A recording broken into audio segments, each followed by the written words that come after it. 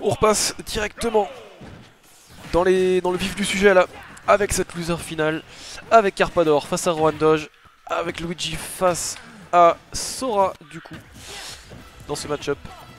Comme je vous disais, avec le potentiel rematch face à Yaka, et Carpa qui ne cesse pas à battre, qui a déjà détruit un joueur roman lors de la dernière game.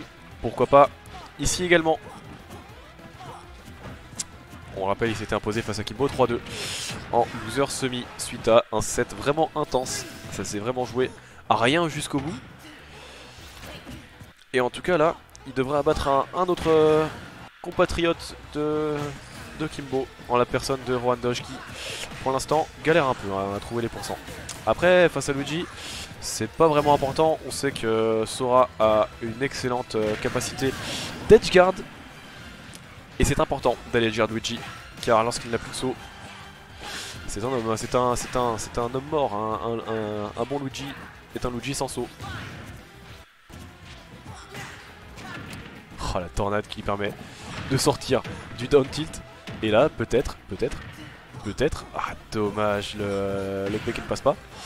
Mais Rohan qui ne récupère toujours pas la stock.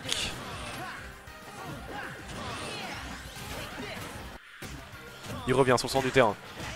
Down tilt, EPR, ça prendra la stock cette fois-ci. Ça s'est joué vraiment dans la loupe, hein, en bas de la zone de Pokémon Stadium. Carpador qui va bien garder toutes les options, qui va revenir. Et ce Spike, une fois de plus, comme qui avait si bien marché contre Kimbo le set d'avant, une fois de plus va permettre à Carpador de prendre une stock. C'est vraiment un excellent outil, j'ai l'impression, qu'il utilise à merveille pour justement edgeguard. Ça fonctionne excellemment bien. Pourquoi s'en priver?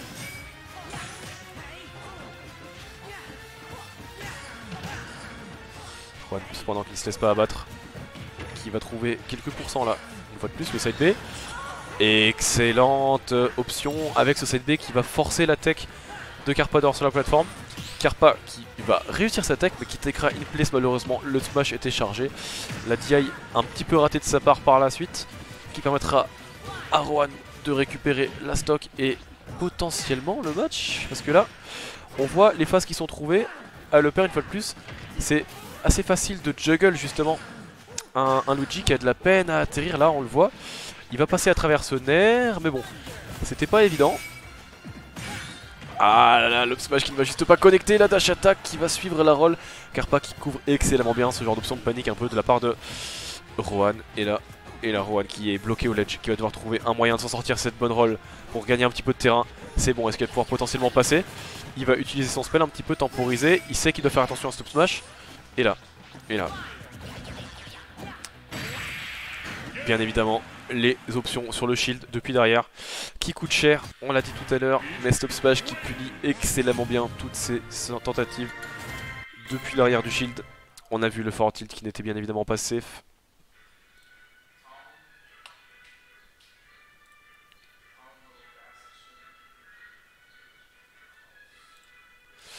Ça fait les bannes, Town Holo Bastion. En tout cas, à voir ce que Rohan va nous choisir pour son counter pick. On a vu ces tentatives d'edgeguard qui n'ont pas payé, on a vu ces tentatives de juggle qui n'ont pas toutes payé. En tout cas, il faut juste qu'il raffine quelques aspects de son jeu. Le game plan est présent, c'est vraiment quelques soucis de timing, quelques soucis de spacing qui empêchent le joueur roman de gagner ses premières games. À voir ce qu'il va nous proposer sur Battlefield dans cette game 2. Il se fait grave, partons. Et là c'est dangereux, Ah, dommage. Le 0-2 qui ne passera juste pas pour Carpador, le B qui va être whiff à la fin.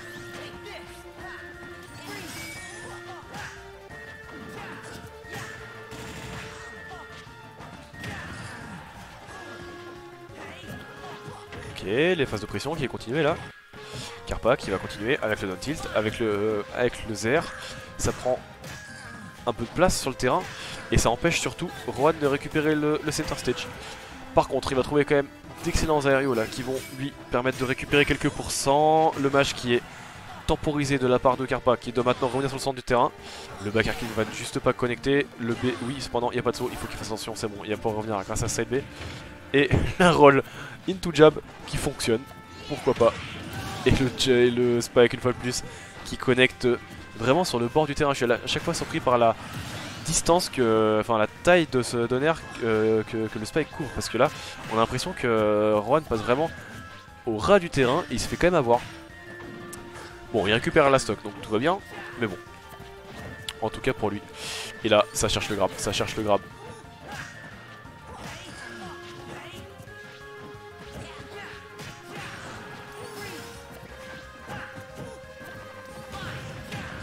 Très bonne roll pour sortir de la pression là et pas se faire avoir par le grab. Excellent pari, une fois de plus, mais qui ne mènera à rien malheureusement, à part 5% sur ce down tilt. Et là 17% normalement, Rohan devrait être en dehors de la range qui pose problème. Très bonne get up attack, de nouveau il s'en sortira. Ça utilise des spells à tout va de la part de Rohan qui se fera choper par la tornade.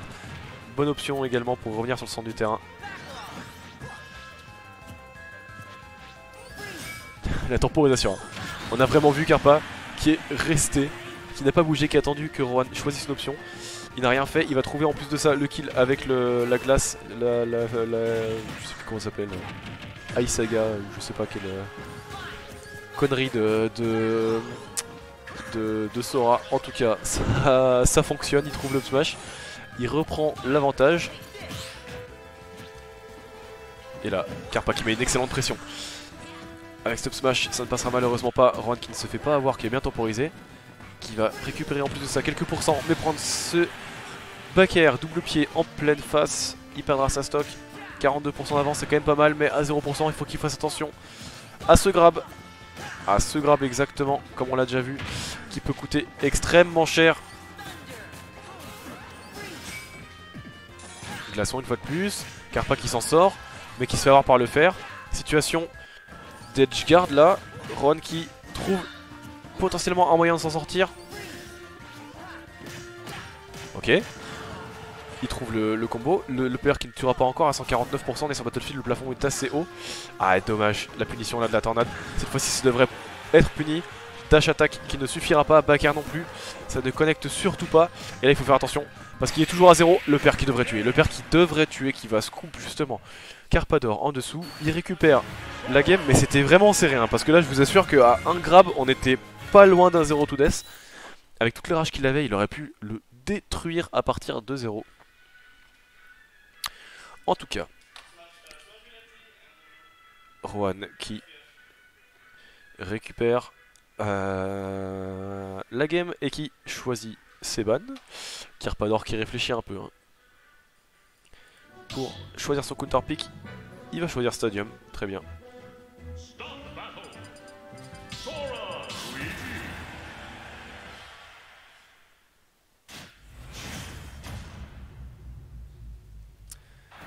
Et on part en game 3. On le rappelle, on est encore en BO5, enfin on est toujours en BO5 bien évidemment à cette étape là du bracket. Donc on a encore potentiellement 2 games, 2 à 4 games avant de... 2 à 3 games pardon avant de terminer ce set. Encore plus de Luigi face à Sora. Match-up assez inhabituel qu'on n'a pas vraiment pas l'habitude de voir. Mais qui a l'air en tout cas de ne pas poser de problème à Karpa qui nous avait vraiment proposé des bonnes choses dans la game 1. Il se fait avoir sur quelques situations en game 2. Mais vraiment la capacité de Karpa à garder son saut, à éviter toutes ces situations en edgeguard là, c'est impressionnant, sachant que Luigi est vraiment très susceptible à l'edgeguard. Il arrive souvent à survivre, il ne se fait pas trop avoir en tout cas. Ça lui coûte certes un peu cher à quelques occasions. Mais de son côté, il arrive excellemment à edgeguard aussi, notamment avec ce donner. Mais là, dans cette game, c'est vraiment Rohan. C'est vraiment Rohan qui va prendre l'avantage. Oh, et le Thunder qui va être puni immédiatement. Il n'a pas le droit de whiff des options aussi laggy que ça, en particulier sur la get up attack, sur la get up du ledge. Et voilà, une fois de plus. Karpa qui va pouvoir revenir sur le terrain. Karpa qui temporise. Karpa qui utilise sa tornade en plus de ça pour sortir des combos. Il se laisse pas abattre, même s'il a un petit peu de déficit. Il peut plus tellement 0 to test non plus à ce moment là, mais les combos de Luigi font extrêmement mal. Ah, le donner qui ne va pas spike, dommage. Ça aurait pu être la stock là et ça aurait vraiment été bien pour Karpa de récupérer cette stock maintenant parce que là il est off stage, il a plus de saut, ça devrait être la fin, ça devrait être la fin. Et oui, pas de misfire, il va pouvoir, il ne va pas pouvoir, il va mourir. Rohan qui va pouvoir revenir lui de son côté avec 75% à son actif, donc toujours pas trop proche de la mort je dirais, à moins de se prendre un EB justement, un Shoryuken. Et là, qu'est-ce qu'il va pouvoir nous proposer le joueur?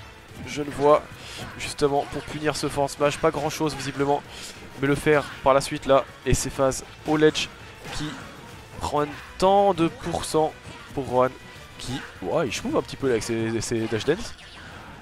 Karpa qui ne cède pas face à la pression, qui va retrouver cette phase de ledge trap, le down smash qui enverra malheureusement dans le mauvais sens pour lui, ça ne récupérera pas la stock, et là, pour tentative de nouveau de down tilt, il est au ledge, il va mettre la pression.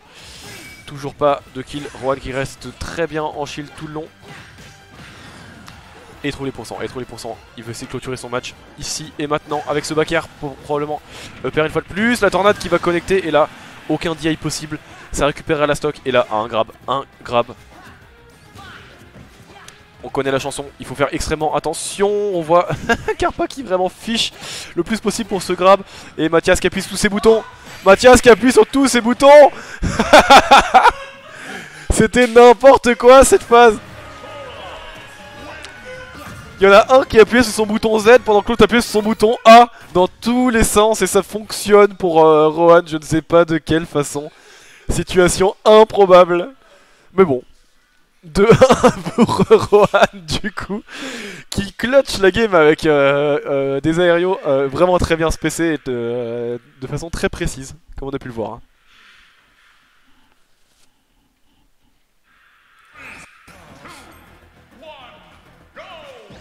Bon, game 4. 2-1 pour Rohan du coup, qui pourrait potentiellement avoir son rematch après cette game face à Yaka en grande finale en tout cas. Il va trouver déjà cette petite phase au back air et c'est 92% qui sont trouvés. Pas de 2-frame ou F-tilt, move qui 2-frame excellemment bien, je ne sais pas pour quelle raison en tout cas. Mais c'est beaucoup de pourcents qui sont trouvés. C'est beaucoup de pourcents qui sont trouvés, le back air, une fois de plus avec la temporisation. Sora est tellement floaty que c'est vraiment compliqué des fois de savoir quand est-ce qu'il va taper. Il peut vraiment mix up le timing sur votre shield. Ouh, très bon tech. Il ne va pas mourir. Du coup, attention par contre, le spike là, il va pas mourir, mais là, il faut qu'il revienne. Je sais pas comment il va pouvoir faire ça. Il va pouvoir en plus trade avec Karpador qui va misfire jusqu'à l'endroit du terrain. Excellent tech de sa part aussi. Le move qui était TK, je ne sais pas pour quelle raison. Up tilt, une fois de plus. Karpa qui va temporiser. Il va se prendre cette paire à la sortie du glaçon. Mais là, les mix-up, c'était mix-up sur mix-up. Hein. Et excellente réaction de la part des deux joueurs qui vont bien évidemment ne pas mourir off stage, trouver l'attaque au bon moment. Ce sont des joueurs d'exception. Ils savent bien évidemment à quel moment utiliser telle option, ça leur réussit. Et la tornade excellemment bien DI de la part de Rohan qui ne mourra pas à plus de 100%, si proche de la blast zone. Et là faut qu'il remonte, il va trouver un troisième side B, il va juste attraper la ledge grâce au Magnet Hands. Excellemment bien joué de la part de Rohan qui va mix up cette option et qui va trouver encore quelques pourcents là sur cette phase de juggle, on l'a déjà vu. C'est là-dessus qu'il prend énormément de pourcents avec les EPR, avec ses nerfs qui vont sortir les combos justement. Karpa qui cherche son kill à le smash là mais qui ne le trouve pas encore pour l'instant. Ok, phase de pression au ledge de la part de Rohan qui tente l'up smash, le tout pour le tout. Il veut clôturer la stock ici. La DI ratée de la part de Karpador malheureusement qui va perdre sa stock à 100%. 3 stocks à 1. Rohan qui est si bien dans ce match. Rohan qui a une stock de son rematch face à Yaka. Va-t-il pouvoir clore cette game ou est-ce que Karpador va pouvoir nous proposer le comeback du siècle avec son Luigi? C'est ce qu'on va voir dans les prochaines minutes en tout cas. Rohan qui rend la pression là, offstage, oh TK bien évidemment le misfire, excellemment bien trouvé au bon moment de la part de Karpador qui permet de récupérer cette stock, mais là faut qu'il fasse attention, il est offstage, il va pouvoir air dodge jusqu'au ledge, punir potentiellement, non, ce side B de Sora qui n'a si peu de lag, on ne s'y attend pas en tout cas de la part de Karpa qui est de nouveau dans cette phase de juggle, il va pas trouver le jab, il va trouver le grab pardon, il va le trouver et là, potentiellement, il va trouver le 0 to death. 119%, Rohan est à 0, est-ce que Karpa peut clutch? Est-ce que Karpa peut trouver ce grab? C'est ce qu'on va voir. Il va proposer peut-être une roll là. Dommage. Ah, il est en dehors des pourcents de 0 to death, mais il trouve déjà quand même quelques pourcents, 35%. Down tilt, up smash, ça ne suffit pas. Ça ne connecte pas, pardon. Il faut que Rohan fasse extrêmement attention. Luigi avec de la rage. On sait ce que ça peut faire. Et là 140%, il faut qu'il trouve son kill. Comment est-ce qu'il peut trouver? Avec le nerf peut-être potentiellement. Attention ce grab qui wifi là, c'est risqué. Ça temporise à la ledge. Il va se faire avoir sur la roll avec la dash attack de Luigi. Si active. Jab upper, ça va connecter, ça va prendre la stock. Et Rohan qui s'en sort, hein, mais à un poil de fesse alors qu'il était si bien dans le match, il a failli la perdre quand même.